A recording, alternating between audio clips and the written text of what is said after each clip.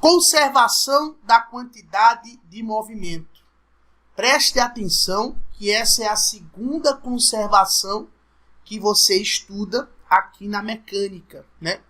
A primeira conservação foi a conservação da energia mecânica, que acontece exatamente para sistemas que são chamados de sistemas conservativos. Tá vendo? O que são sistemas conservativos? São sistemas que não apresentam forças dissipativas. Ou seja, são sistemas que só apresentam forças conservativas, né? Apenas as forças conservativas nesse sistema, elas realizam trabalho. Tá vendo? Quais são as forças conservativas que eu conheço? Força peso e força elástica. Na mecânica, a força peso e a força elástica são forças conservativas. Então, quando isso acontece, você tem a conservação da energia mecânica. Não é assim? Agora nós vamos estudar a conservação da quantidade de movimento.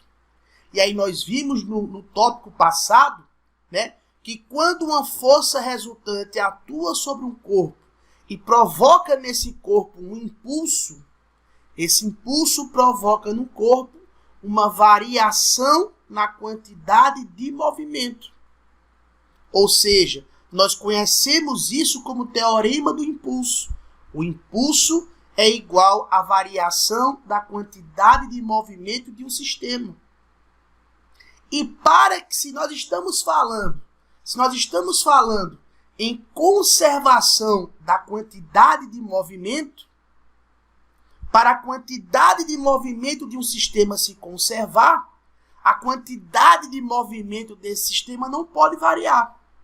Então, a variação da quantidade de movimento desse sistema deve ser igual a zero. Mas para a variação da quantidade de movimento de um sistema ser igual a zero, o impulso da força resultante também deve ser igual a zero. O impulso criado por uma força resultante deve ser igual a zero. E aí, se você sabe que impulso é força vezes tempo, para que o impulso seja zero, a força resultante que atua sobre esse sistema também deve ser igual a zero.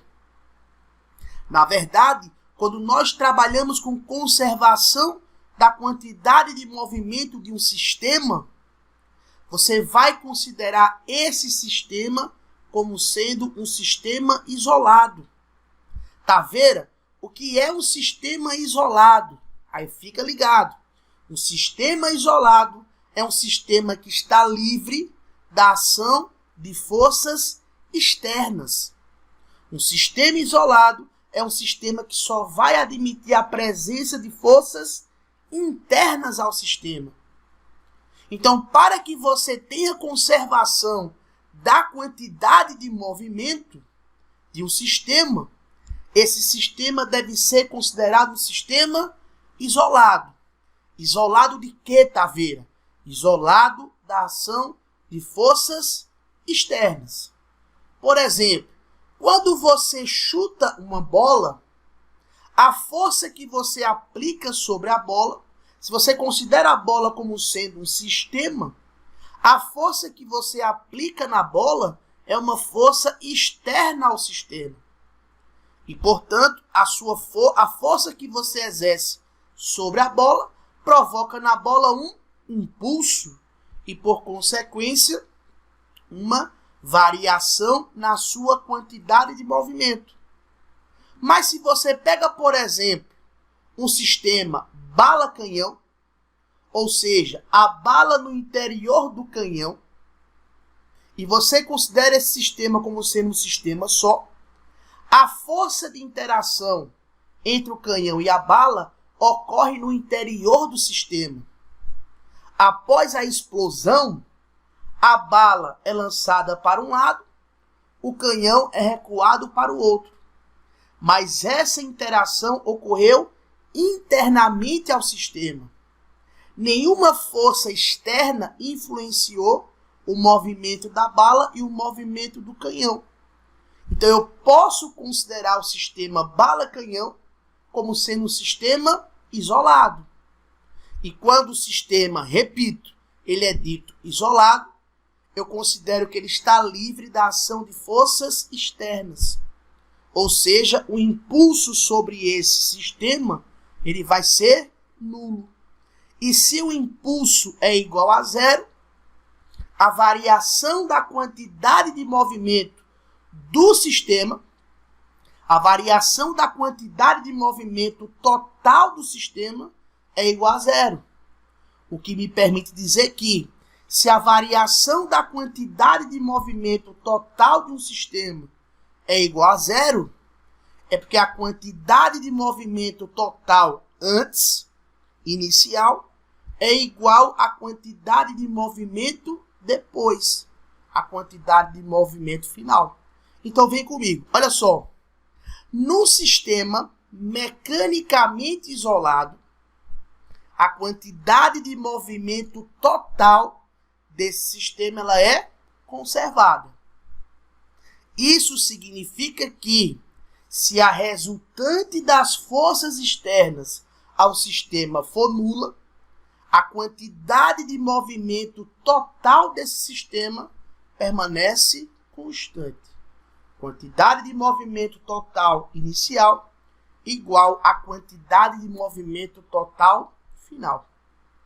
E aí, como eu falei para vocês, se você pega um sistema bala-canhão, considera o sistema bala-canhão como sendo um único sistema, a força de interação durante a explosão são forças de interações internas ao sistema. Então, eu posso considerar que esse sistema ele está livre da ação de forças externas. Então, para o sistema bala-canhão, a quantidade de movimento total ela se conserva. O impulso vai ser nulo. A mesma ideia, por exemplo, que nós usamos anteriormente para falar sobre quantidade de movimento, num jogo de sinuca, por exemplo, a colisão entre duas bolas de sinuca, duas bolas de bilhar, se eu considero como sendo um único sistema, a força de interação após a colisão são forças internas. Não existe nenhuma força externa ao sistema. Então, a força durante a colisão entre dois corpos são forças internas ao sistema. Então, eu posso considerar que para uma colisão, aliás, para todas as colisões, como as forças de interação são forças internas ao sistema, acontece conservação da quantidade de movimento. A quantidade de movimento antes igual à quantidade de movimento depois. Beleza? Então, olha só. Quando você considera um movimento em apenas uma dimensão, eu vou mostrar para vocês nas questões que é mais fácil a gente tratar quantidade de movimento como se fosse uma grandeza escalar. Para uma dimensão só, ou seja, uma colisão unidimensional, é mais fácil a gente tratar a quantidade de movimento como se fosse uma grandeza escalar. Exatamente usando aquela ideia de que velocidade para a direita é positiva, velocidade para a esquerda é negativa, tranquilo? Mas se você tem, por exemplo, um movimento em duas dimensões, direção X e direção Y, por exemplo, aí você precisa considerar a quantidade de movimento como sendo uma grandeza vetorial. Mas mesmo assim, a quantidade de movimento total do sistema antes na direção horizontal é igual à quantidade de movimento total do sistema final na direção horizontal. Do mesmo jeito que a quantidade de movimento inicial do sistema no eixo Y é igual à quantidade de movimento final do sistema no eixo Y. Porque se eu for trabalhar em duas dimensões, como eu tenho que levar em consideração o caráter vetorial, você pode fazer a decomposição da velocidade e, por consequência, da quantidade de movimento no eixo X e no eixo Y. Ou, se você domina essa parte de vetores, né? E nós temos aqui um curso completo sobre vetores. Se você domina essa parte sobre vetores, né? Vetor inicial, vetor final, faz o vetor resultante, você nem precisa fazer a decomposição. E isso nós vamos treinar ainda hoje, tá certo? Mas o que você precisa entender é que para todo sistema considerado isolado, ou seja, livre da ação de forças externas, a quantidade de movimento do sistema se conserva. A quantidade de movimento do sistema, ela se conserva. E isso vai se aplicar exatamente no tema da nossa aula de hoje, que são as colisões, né? Que são exatamente as colisões. Taveira, quais são os tipos de colisões que nós estudamos? Nós estudamos 3 tipos de colisões. E nelas sempre acontecem basicamente a mesma coisa. Para você prestar um pouquinho de atenção no que eu vou comentar com vocês agora, está aqui para vocês um exemplo de colisão. Beleza? Durante uma colisão entre 2 móveis, eu posso considerar que a força durante a colisão, a interação durante a colisão, são interações internas ao sistema. Então você pode considerar que para qualquer colisão que você for estudar, qualquer uma, como as interações são internas ao sistema, para qualquer tipo de colisão, acontece conservação da quantidade de movimento. Agora, uma coisa é certa. Durante a colisão entre 2 corpos, dois ou mais corpos, na verdade, ocorre sempre o quê? Uma deformação das partes envolvidas. Então, durante a colisão entre 2 corpos, ocorre sempre uma deformação das partes envolvidas, podendo haver ou não, em seguida, uma restituição dos corpos, que pode ser total ou parcial. Então, ao sofrer uma colisão, os corpos sofrem uma deformação, beleza?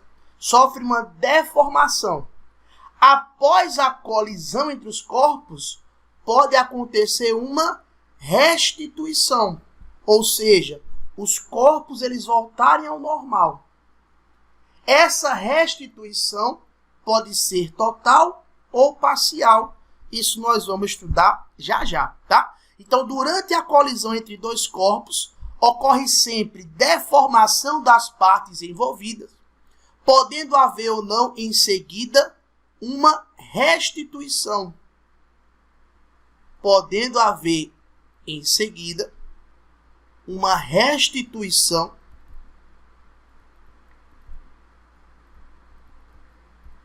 e essa restituição pode ser total ou parcial. Isso nós vamos entender quando eu falar para você dos tipos de choques, dos tipos de colisões. Na fase da deformação, ou seja, quando os corpos colidem e eles estão sofrendo uma deformação, a energia cinética total do sistema, já que os corpos estão em movimento, né? Para ter uma colisão, pelo menos um dos corpos precisa estar em movimento. Então, na fase de deformação, a energia cinética inicial do sistema, ou parte dela, pode ser transformada em outras formas de energia. Por exemplo, se ao colidir os corpos sofrem uma deformação, associada a essa deformação, nós temos uma energia, que você aprendeu como sendo energia potencial elástica. Então, a energia que está associada à deformação dos corpos é energia potencial elástica, tá? Uma parte da energia potencial elástica. Então, durante a deformação, parte da energia cinética, né, pode ser transformada em energia potencial elástica, já que a energia associada à deformação é energia potencial elástica. Se você já teve a oportunidade, né? Não que isso seja uma coisa boa, tá? Mas se você já teve a oportunidade de presenciar ou estar próximo de uma colisão, quando dois corpos colidem, né? Um carro com outro carro, ou um carro com uma moto, durante a colisão, o barulho, né? O som que você escuta é um som terrível, né? Ou seja, lembra que o som é uma onda, né? E uma onda nada mais é do que o transporte de energia. Então, se durante uma colisão você escuta o som de uma colisão, significa dizer que parte da energia do sistema está sendo transformada em energia sonora, né? Então, parte dessa energia cinética inicial, ela pode ser transformada em energia sonora, o som que você escuta, né? E durante uma colisão, devido ao atrito entre os corpos, e, por exemplo, o atrito entre o corpo e a superfície, você acaba perdendo energia na forma de energia térmica, né? Parte dessa energia vai ser dissipada. Essa energia dissipada na forma de calor. Então, a parte dessa energia pode ser dissipada na forma de energia térmica, tá certo? E uma parte da energia cinética ainda pode ser transformada em trabalho. Uma parte dessa energia cinética ainda pode ser transformada em trabalho. Porque pelo teorema da energia cinética, o trabalho é igual à variação da energia cinética, né? Então você pega a energia cinética inicial do sistema, parte dessa energia pode ser transformada em energia potencial elástica devido à deformação e também à restituição. Parte dessa energia pode ser transformada em energia sonora, que é exatamente o que você escuta durante a colisão. Parte dessa energia pode ser transformada em energia térmica, por conta das forças dissipativas, energia térmica na forma de calor. E uma parte dessa energia ainda pode ser transformada em trabalho, já que pelo teorema da energia cinética, o trabalho é igual à variação da energia cinética. Agora vamos lembrar do que eu comecei falando a vocês. Se você considera somente as forças de interação durante a colisão, a quantidade de movimento total do sistema permanece constante, tá? Independente da colisão que você estude, a quantidade de movimento total, essa permanece constante. Então, considerando somente as forças de interação, que são forças internas ao sistema, durante a colisão, a quantidade de movimento total, essa permanece constante. E aí, como exemplo de colisão, eu posso trazer para vocês o pêndulo de Newton, né? Que já foi tema da prova do Enem. Num pêndulo de Newton, nós consideramos, por exemplo, a colisão perfeitamente elástica. Durante essa colisão, a quantidade de movimento do sistema permanece constante. Tranquilo? Ou, por exemplo, outra colisão da vida real, né? A mãe aqui, ó, né? Muito cuidadosa, ó, tá? Acaba colidindo com o filho. Nessa colisão aí, né? Nessa colisão parcialmente elástica, tá? Você pode afirmar que a quantidade de movimento do sistema, ela permanece constante. Para qualquer colisão que você for estudar, não esqueça, a quantidade de movimento total do sistema ela é conservada. A quantidade de movimento total do sistema ela permanece sempre constante. Tranquilo? Então, Taveirão, quais são os 3 tipos de colisões que nós estudamos? Aí presta atenção. Os 3 tipos de colisões que nós estudamos, lembrando, mais uma vez, que eu estou considerando os sistemas isolados, a primeira colisão que você estuda é a colisão perfeitamente elástica, ou choque perfeitamente elástico. Como o próprio nome já sugere, eu costumo chamar esse choque, essa colisão, de choque perfeitinho. É aquele choque que os corpos vão colidir, vai acontecer a deformação, mas logo na sequência acontece a restituição dos corpos. Ou seja, eles voltam ao normal. Então, nesse tipo de colisão, após a deformação, ocorre a restituição total dos corpos. Ou seja, se ocorre a restituição total dos corpos, nesse tipo de colisão, no choque perfeitamente elástico, além de acontecer conservação da quantidade de movimento total, a energia cinética total do sistema também se conserva. Esse seria o choque que, além da conservação da quantidade de movimento do sistema, a energia total do sistema também se conserva. Ou seja, você não perderia energia, por exemplo, por conta do som, não perderia, por exemplo, energia por conta das forças dissipativas, e toda energia inicial seria igual à energia final. Toda a energia cinética do sistema antes da colisão é igual a toda a energia cinética depois da colisão. Então, no choque perfeitamente elástico, além da conservação da quantidade de movimento do sistema, você também tem a conservação da energia cinética. E aí, galera, esse choque é um choque ideal. Essa colisão, esse choque é um choque ideal. E lógico, as questões vão sinalizar para vocês qual tipo de colisão ela está trabalhando. Um choque perfeitamente elástico, por exemplo, seria aquele choque que você pega uma bolinha, ou uma bola de vôlei, uma bola de futebol, solta essa bola, a bola colide com o chão, com a superfície, e ela retornaria para a sua mão.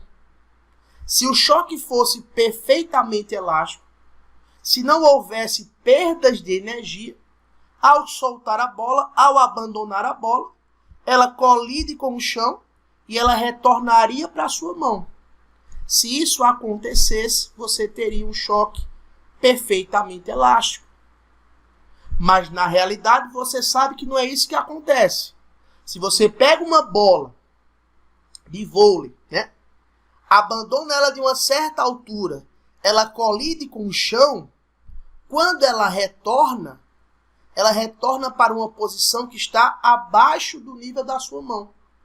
Ela atinge uma altura menor. Por quê?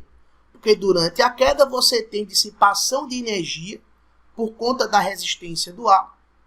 Durante a colisão com o solo, você também tem dissipação de energia. E você também consegue escutar o som da colisão da bola com o chão. Então você tem energia sonora. Então, ao retornar, a bola acaba atingindo uma posição inferior à posição que ela foi abandonada. Quando isso acontece, aí você tem a colisão parcialmente elástica. Tá vendo o que é uma colisão parcialmente elástica? A restituição acontece de forma parcial. Acontece a dissipação da energia cinética do sistema. A energia cinética não se conserva. Porém, para qualquer colisão, acontece conservação da quantidade de movimento. Então, se os corpos colidem, depois da colisão eles se separam e durante a colisão aconteceu perda de energia, você tem um choque parcialmente elástico. Acontece conservação da quantidade de movimento, mas não acontece conservação da energia cinética. Parte da energia vai ser dissipada. Então, por exemplo, nessa animação que eu coloquei na sua tela, uma questão vai ter que lhe dizer se essa colisão é uma colisão perfeitamente elástica ou essa colisão é uma colisão parcialmente elástica. Se for uma colisão perfeitamente elástica, acontece conservação da quantidade de movimento e acontece conservação da energia cinética do sistema. Se for uma colisão parcialmente elástica, acontece conservação da quantidade de movimento, mas parte da energia do sistema, parte da energia cinética do sistema vai ser dissipada durante a colisão. E os corpos permanecem separados. E o terceiro tipo de colisão, que é o que mais aparece nas provas de vestibulares, é exatamente a colisão perfeitamente inelástica. Tá vendo? Quais são as características da colisão perfeitamente inelástica? Se a colisão for perfeitamente inelástica, não ocorre restituição. Tá vendo o que significa dizer que não ocorre restituição? Significa dizer que depois da colisão, os corpos permanecem juntos. Se não acontece restituição dos corpos, é porque quando eles colidem, eles permanecem juntos. Então, se você vai estudar uma colisão e que depois da colisão a questão fala para você que os corpos permanecem juntos, essa é a principal característica do choque da colisão perfeitamente inelástica. E é exatamente nessa colisão que os corpos permanecem juntos, por não haver uma restituição, que existe uma grande dissipação de energia. Ou seja, no choque parcialmente elástico, o sistema perde energia. Mas essa perda é parcial. Porque como eles colidem e separam, acontece uma restituição parcial. Mas no choque perfeitamente inelástico, como os corpos permanecem juntos e não ocorre restituição, essa é a colisão que mais acontece perda de energia. Ou seja, a energia cinética do sistema não se conserva. É nessa colisão que eu vou ter a maior perda de energia, porém, a quantidade de movimento do sistema se conserva. E aí, como exemplo, eu trouxe para vocês o pêndulo balístico, né? Uma bala vem com velocidade na direção horizontal, colide com o pêndulo balístico, penetra nesse pêndulo balístico e eles se movimentam juntos. Isso é um exemplo de colisão perfeitamente inelástica. Após a colisão, os corpos permanecem juntos. Beleza? Então, tá vendo? Quais são os três tipos de colisões? Perfeitamente elástica, onde acontece conservação da quantidade de movimento e conservação da energia cinética do sistema. Colisão parcialmente elástica, onde acontece conservação da quantidade de movimento, porém a energia cinética não se conserva. Parte da energia é perdida de maneira parcial e os corpos permanecem separados. E a terceira colisão é a colisão perfeitamente inelástica. Acontece conservação da energia, mas após a colisão acontece conservação da quantidade de movimento, mas após a colisão os corpos permanecem juntos e nessa colisão acontece a máxima dissipação de energia. Ou seja, a energia cinética não se conserva. Mas tá vendo? O que é que vai diferenciar então a colisão parcialmente elástica para perfeitamente inelástica? As duas perdem energia. Só que na parcial, os corpos colidem e se separam. Na colisão perfeitamente inelástica, os corpos colidem e permanecem juntos. E por isso, a colisão perfeitamente inelástica acontece mais dissipação de energia do que na colisão parcialmente elástica. Outra coisa que pode ajudar vocês na resolução de questões que envolvam colisões é o que nós chamamos de coeficiente de restituição. Tá vendo? O que seria o coeficiente de restituição?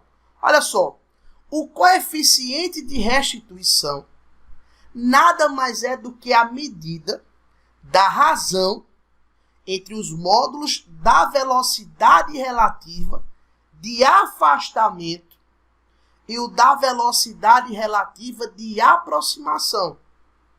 Isso depois e antes do choque. Então, o coeficiente de restituição é a razão entre a velocidade relativa de afastamento, ou seja, a velocidade relativa entre os corpos depois do choque, sobre a velocidade relativa de aproximação, ou seja, a velocidade relativa entre os corpos antes do choque. Então, o coeficiente de restituição pode lhe ajudar a resolver uma questão de colisão ou lhe ajudar a identificar qual tipo de colisão nós estamos trabalhando. E aí eu gostaria de lembrar para vocês exatamente o conceito, né? A forma matemática, na verdade, de como se calcula velocidade relativa. Aí eu tenho situações do lado esquerdo de colisões antes do choque e eu tenho situações do lado direito de colisões após o choque.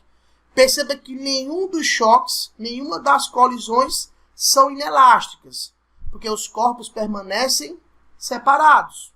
Os corpos estão afastados. Mas tá vendo? Como é que se calcula, por exemplo, velocidade relativa? Vamos lembrar, e aqui eu vou rabiscar, que quando dois corpos apresentam velocidades no mesmo sentido, a velocidade relativa é dada pela diferença das velocidades. O módulo da velocidade maior menos o módulo da velocidade menor.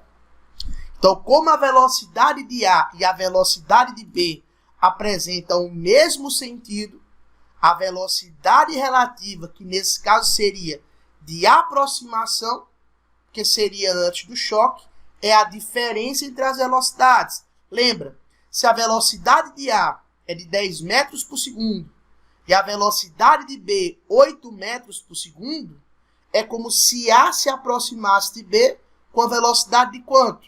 2 metros por segundo.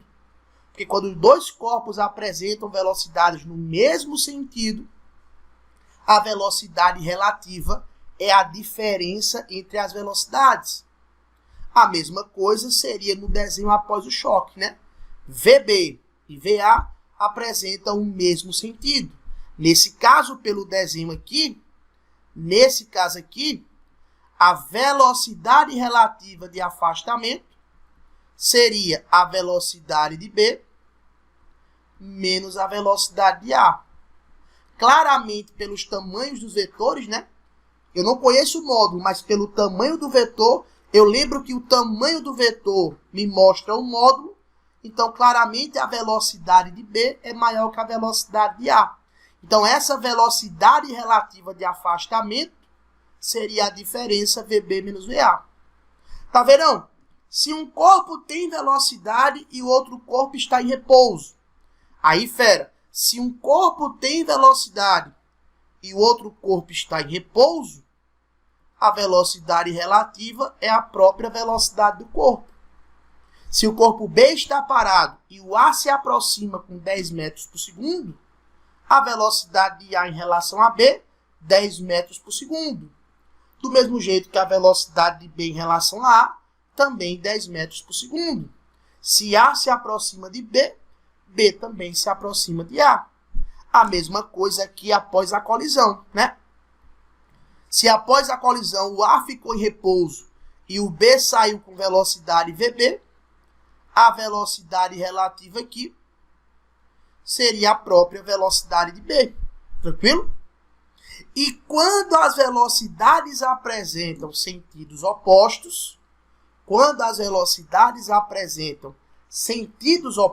lembra, a velocidade relativa é dada pela soma dos módulos das velocidades.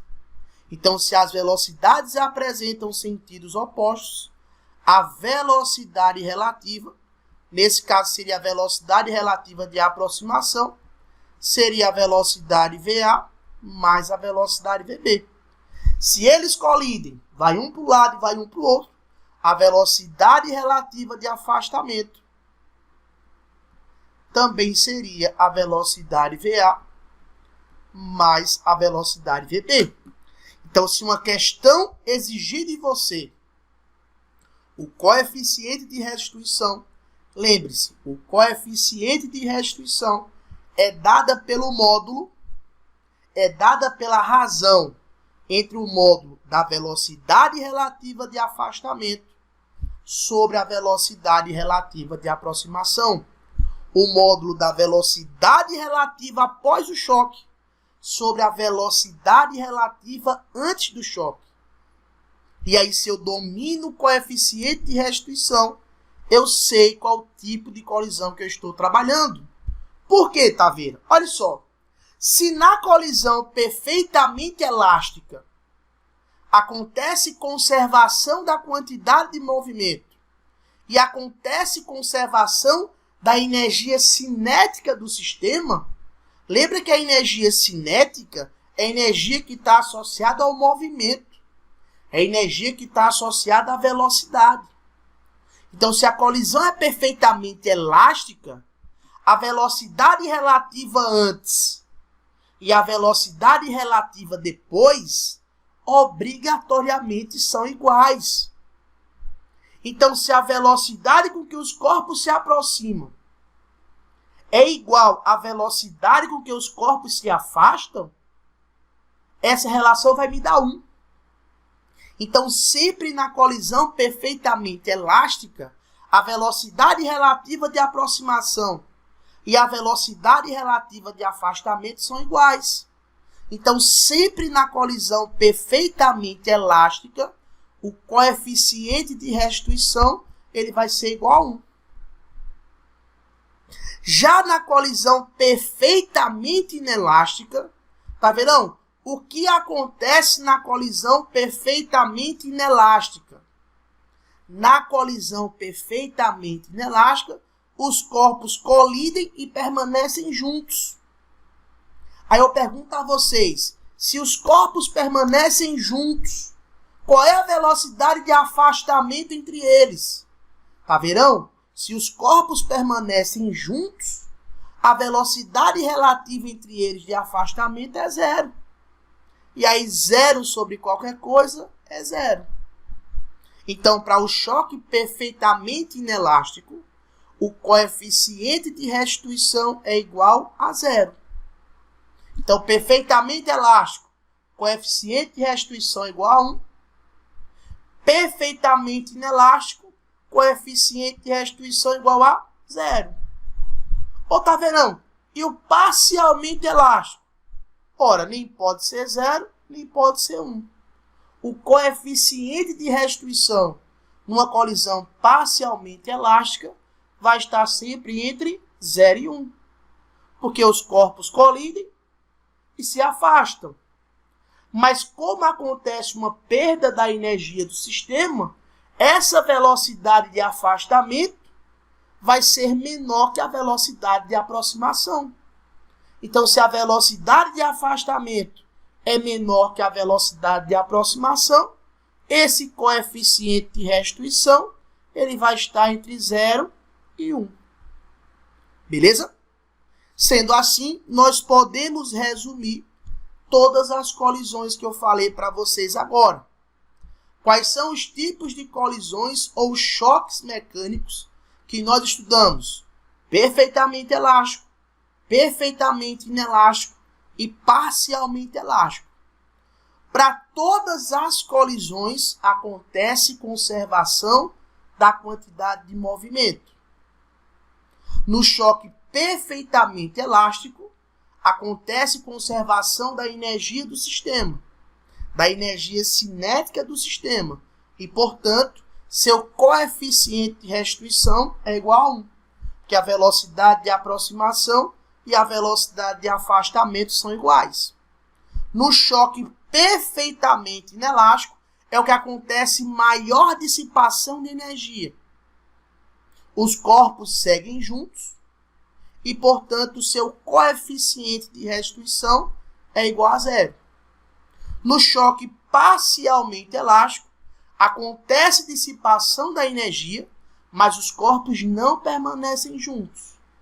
E, portanto, como a velocidade de afastamento é menor que a velocidade de aproximação, o coeficiente de restrição ele vai estar entre 0 e 1. Perfeito?